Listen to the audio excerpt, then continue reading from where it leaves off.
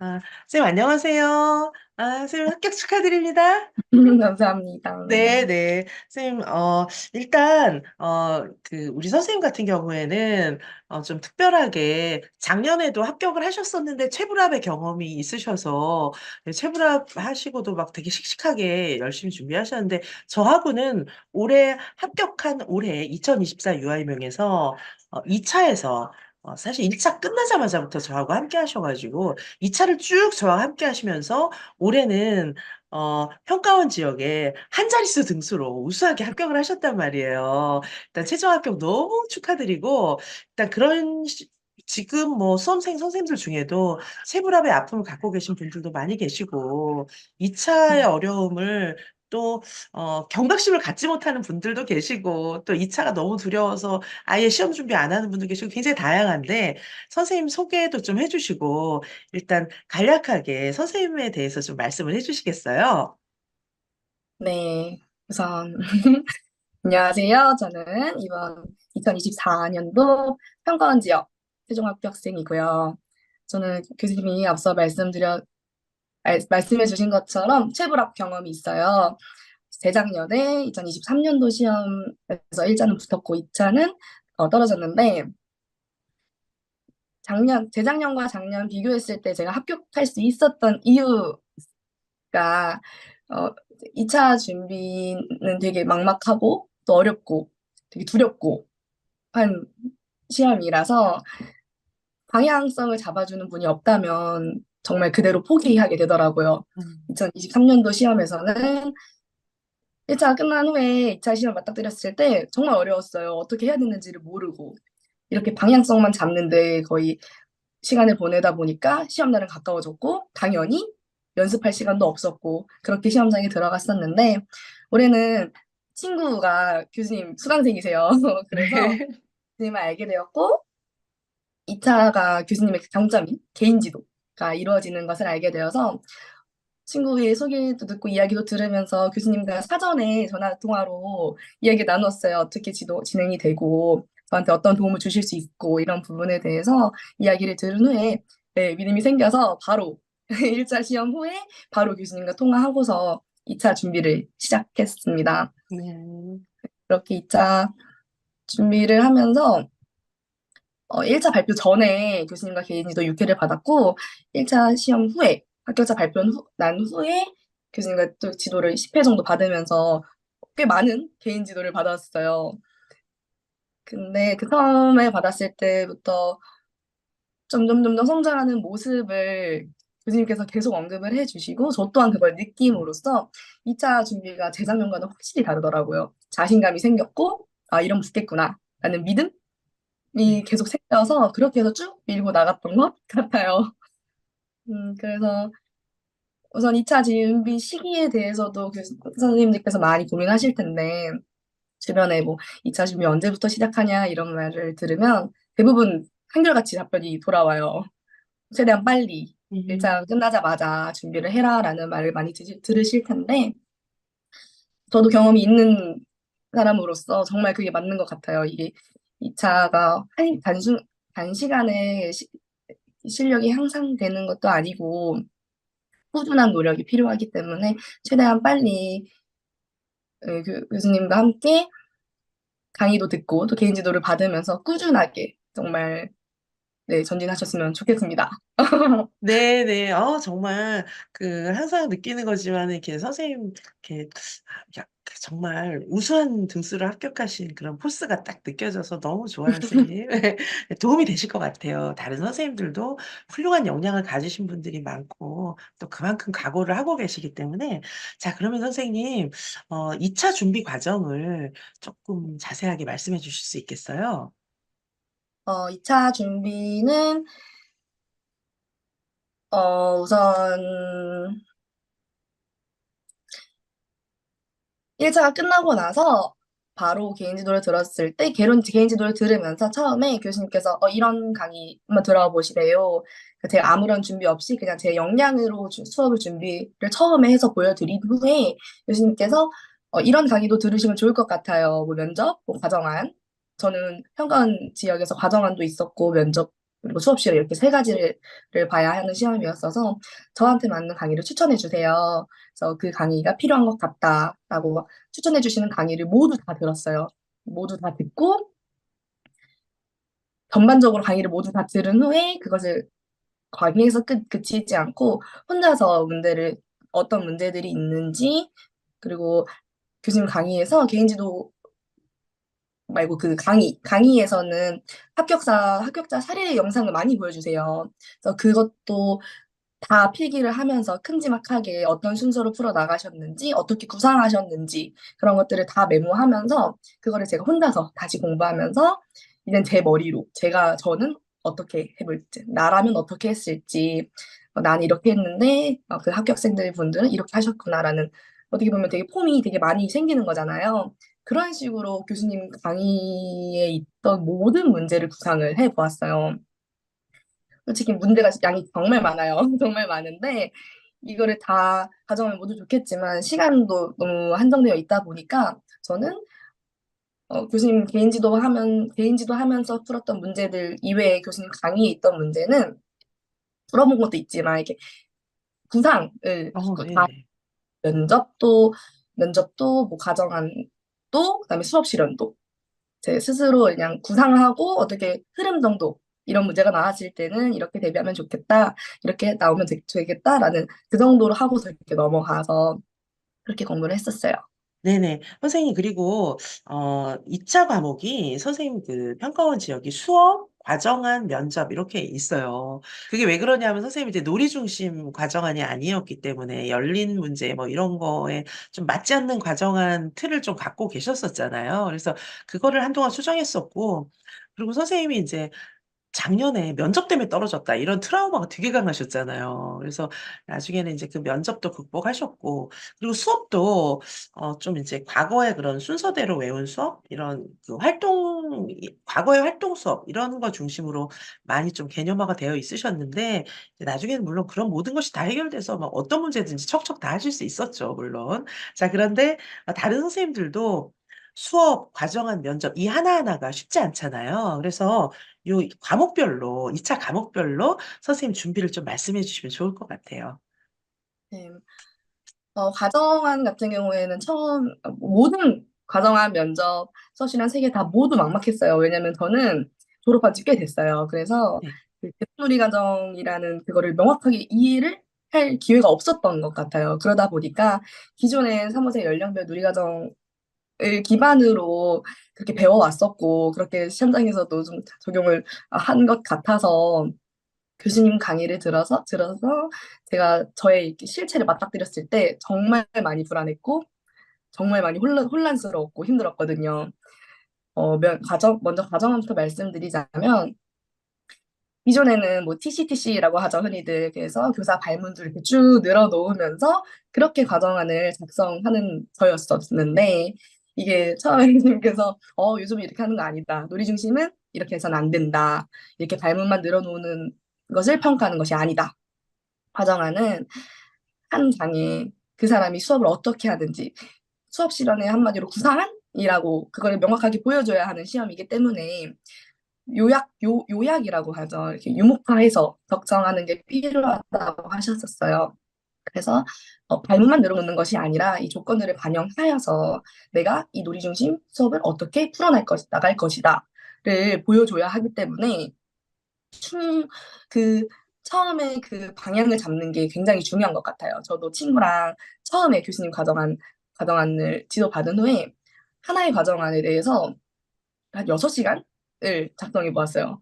그렇게 시간을 공들여서 머리 짜매면서 그렇게 과정안을 이렇게 하는 거구나를 깨달은 후에는 이제 저만의 이게 틀이 생기더라고요. 그래서 어떤 문제가 나와도 그 틀에 좀 적용도 해보고. 근데 또 교수님도 하시는 말씀이 틀은 그렇게 하나만 정해놓지 말고 또 여러 방식으로 해보아라라고 말씀을 해주셔서 그 교수님이 주시는 그 틀이 있어요. 과정안 틀이 종류가 다양해요. 서울 지역 것도 뭐 있고 평가원 지역에 맞춤인 그런 것도 있는데 그런 것들 모두 작성할 기회? 모두 작성해 보도록 하시거든요. 그러다 보니까 또 다양한 틀이 저에게 생기더라고요. 그래서 진짜 정말 후반부에 갈수록 교수님께서 과정안 정말 잘 쓴다라고 말씀을 해주셨던 기억이 계속 남는데 그렇게 저만의 이렇게 좀 틀이 생기다 보니까 정말 어려운 문제가 나와도 그게 가능해지더라고요.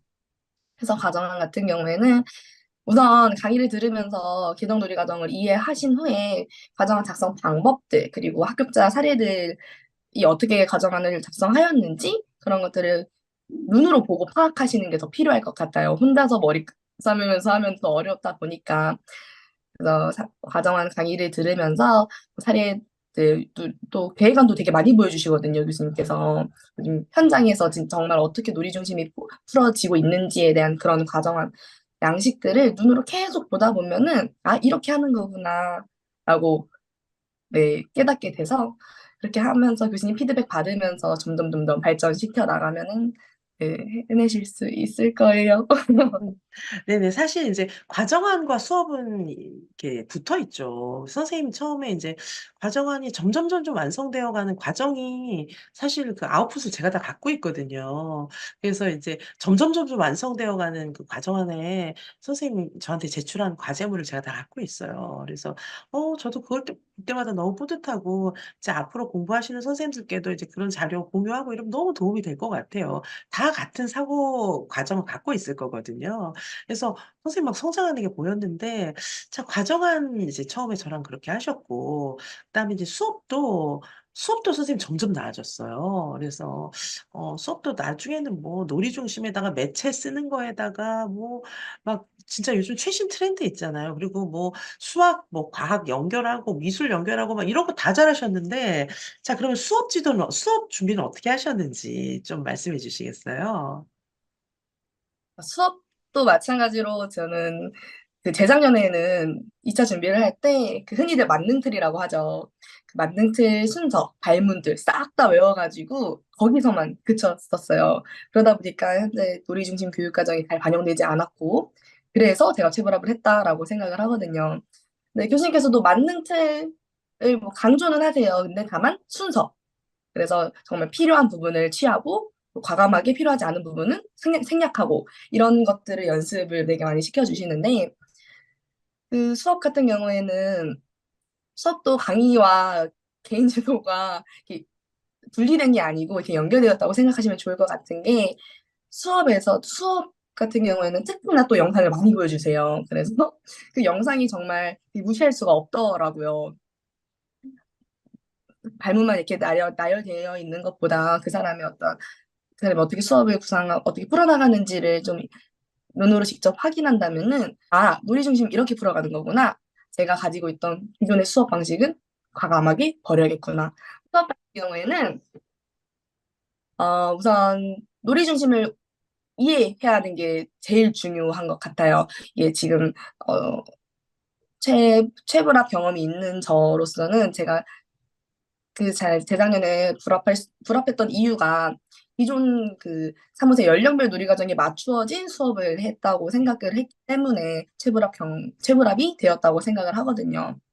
그래서 우선은 교수님 수업 강의가 있는데 그 강의를 다 들은 후에 개정 놀이 과정이 무엇인지 어떻게 놀이 중심을 풀어나가야 하는지를 인지하는 게 제일 중요할 것 같고요. 그렇게 인지를 한 후에는 교수님께서 강의 중간중간에 합격자 사례 영상을 되게 많이 보여주시는데 그 영상을 숙지할 필요가 있는 것 같아요. 저도 처음에는 놀이 중심 그 개정 놀이 과정을 풀어나가는 방법을 몰라서 그 교수님께서 말씀해 주셨던 게 그러면 그 영상을 다 외워보세요.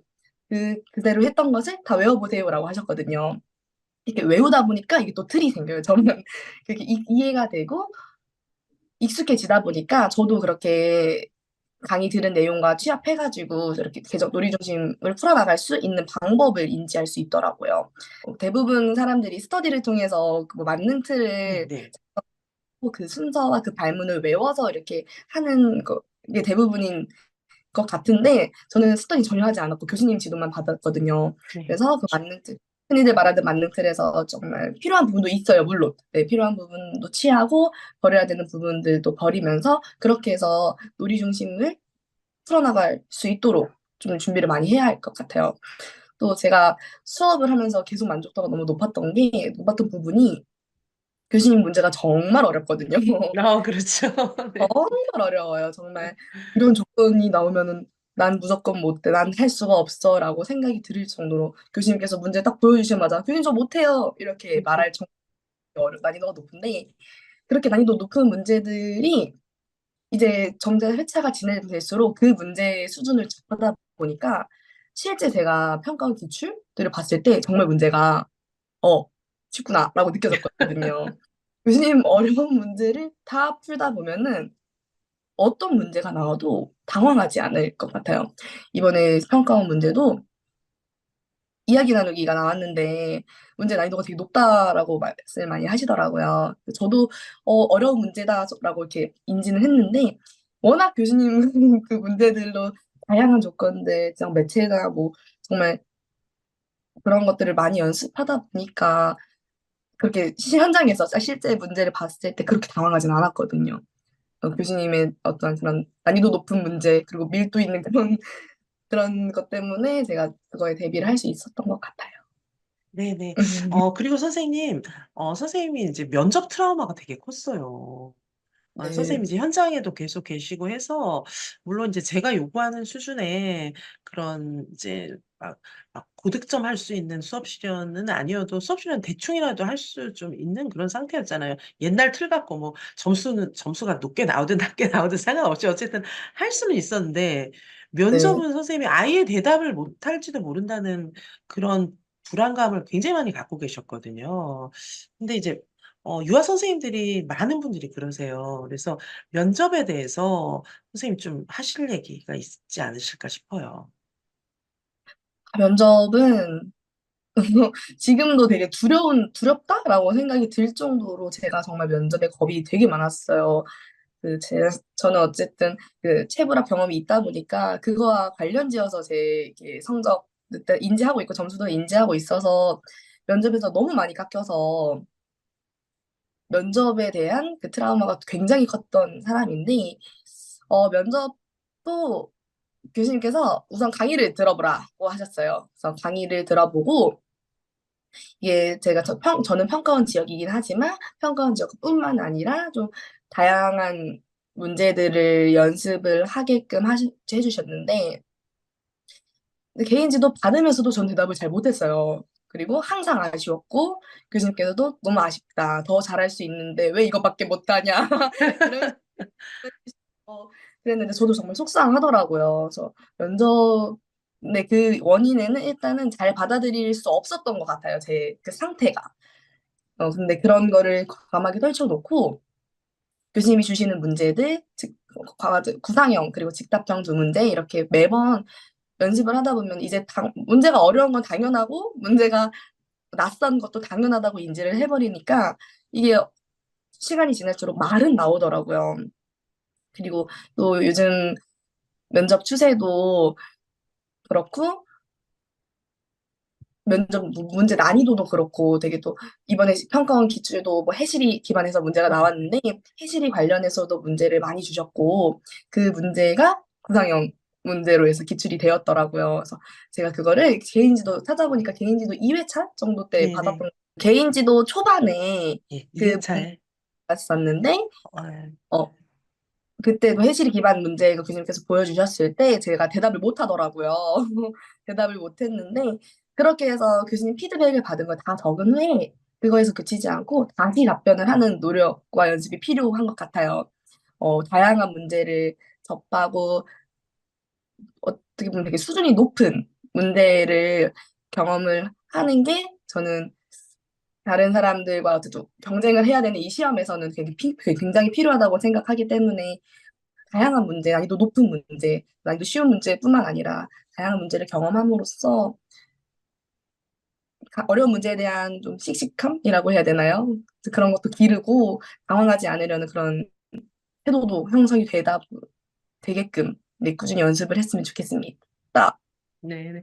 선생님, 2회차에서 저랑 개인지도 2회차에서 나왔던 문제가 평가원 지역에서 지금 그대로 출제가 되었다는 거잖아요. 어떤 음, 문제였죠? 저도 이제 선생님들한테 드렸던 문제를 다 기억하는 게 아니라.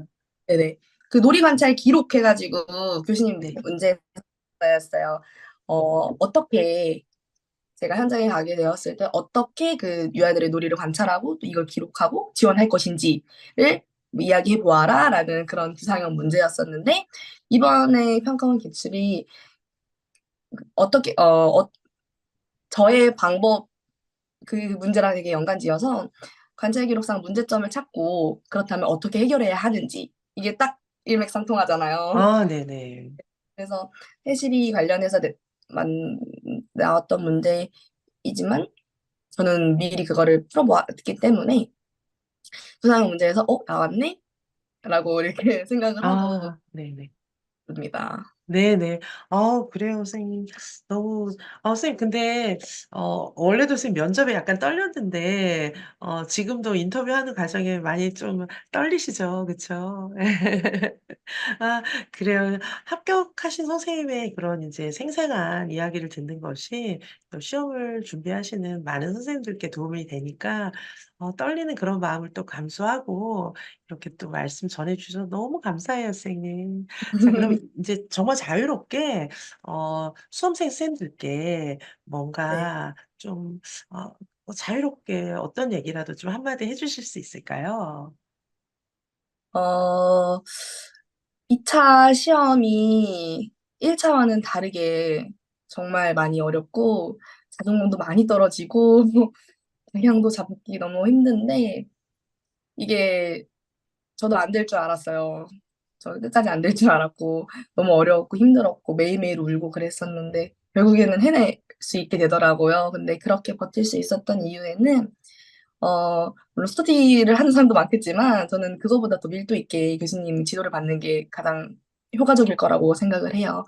저도 체불합 경험이 있고 그 이후에 체불합 경험이 있을 그 당시에 교수님을 만났더라면 놀이 중심 명확히 이해하고 이렇게 수업 구현하고 할 수 있었을 텐데라는 아쉬움이 많이 남더라고요. 그래서 1차 시험 끝난 후에 저는 충분한 휴식 시간을 갖는 것도 되게 중요하다고 생각하거든요. 2차가 정말 힘들기 때문에 그 쓸 수 있는 에너지를 이렇게 좀 끌어 모아서 끌어 모을 수 있는 그런 휴식기를 한 일주일 정도 가진 후에 최대한 빨리 교수님 강의 듣고 수강하고 개인지도 받으면서 일단은 받으면은 그렇게 크게 어려움이라고 해야 하나요? 걱정은 좀 사라지실 것 같아요. 예, 혼자서 뭐 스터디원인가 하면서 방향 못 잡고 이거 어떻게 해야 돼? 라는 것, 그런 시간을 아끼고 교수님이 어떻게 해야 한다. 이렇게 명확하게 지시해주고 이런 걸 해보세요. 뭐 이렇게 하세요. 라는 그런 분이 꼭 여러분의 또 뭐라고 해야 하지?